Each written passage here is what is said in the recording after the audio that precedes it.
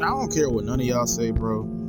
Allen Iverson's crossover was a fucking carry. He consistently was putting his hand under the basketball every time he did this shit, bro. Y'all old heads complain about the players now. Oh, they be carrying and getting away with all sorts of dribbling violations nowadays, bro. They don't have no real skill. Allen Iverson is the one who kick-started all that shit, bro. He used to routinely get away with this shit.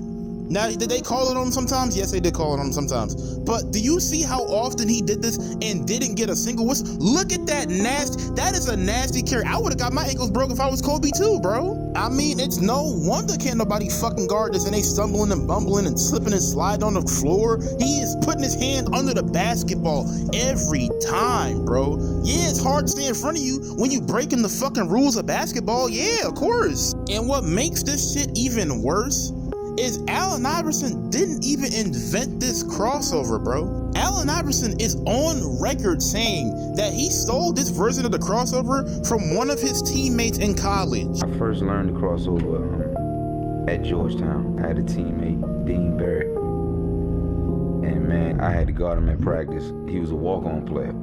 He used to hit me with it all the time, every day.